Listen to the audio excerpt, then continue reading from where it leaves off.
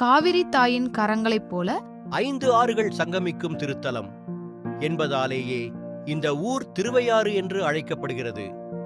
காவிரி, குடமுருட்டி, வெண்ணாறு, வெட்டாறு மற்றும் வடவாறு ஆகிய நதிகளின் தெய்வீக அருளால் இந்த நிலம் எப்போதும் செழிப்புடனும் சிவமயத்துடனும் விளங்குகிறது. 5 புனித நதிகள் அரவணைக்கும் புண்ணிய பூமி, அதுவே திருவையாறு. அந்த புனித நிலத்தின் இதயத்தில் எழுந்தருளியிருக்கிறார் தென் கைலாயநாதர் அருள்மிகு ஐயாரப்பர்.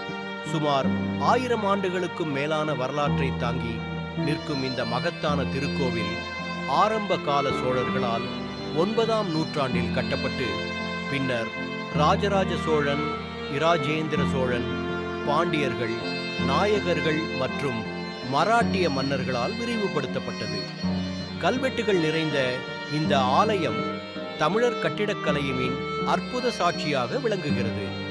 இந்த மாபெரும் கோவில் வளாகம் சுமார் 15 ஏக்கர் பரப்பளவில் அமைந்துள்ளது.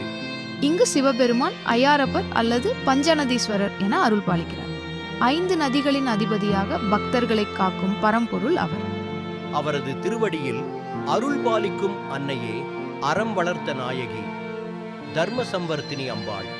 பெயருக்கேற்ப அறத்தையும் அருளையும் ஆனந்தத்தையும் வளர்க்கும் தாயாக பக்தர்களை அரவணைக்கிறார். இந்த தலம் தேவார பாடல் பெற்ற புண்ணிய ஸ்தலங்களில் ஒன்றாகும். திருஞான சம்பந்தர், திருநாவுக்கரசர், சுந்தரர் ஆகிய நாயன்மார்கள் இறைவனை போற்றி பாடிய சிவபூமி இது. இத்தலம் தட்சிண கைலாசம், தென் கைலாயம் என்றும் போற்றப்படுகிறது. நந்திதேவர் அவதரித்த புண்ணிய பூமி என்றும் திருவையாறு அறியப்படுகிறது. உலக புகழ்பெற்ற சப்தஸ்தான திருவிழா இங்கிருந்து தொடங்கி 7 சிவஸ்தலங்களை இணைத்து நடத்தப்படுவது இத்தலத்தின் தனிச்சிறப்பாகும். இந்த திருக்கோவிலுடன் ஆன்மீக தொடர்பு கொண்டிருக்கும் தருமபுரம் ஆதீனம் பல நூற்றாண்டுகளாக சைவ சித்தாந்த மரபையும் தேவார பாரம்பரியத்தையும் பாதுகாத்து வளர்த்து வருகிறது.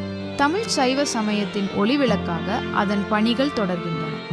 காவிரியின் தென்றல் வருடும் கோபுரங்கள், தேவார ஓசை இன்னும் எதிரொலிக்கும் பிரகாரங்கள், அறம் வளர்க்கும் அம்பாளின் கருணை, 5 நதிகளின் அருளை தாங்கும் ஐயாரப்பரின் திருவருள், இவை அனைத்தும் ஒன்றிணையும் சிவமய உலகம், அதுவே திருவையாறு அருள்மிகு ஐயாரப்பர் திருக்கோவில். ஓம் நம சிவாய.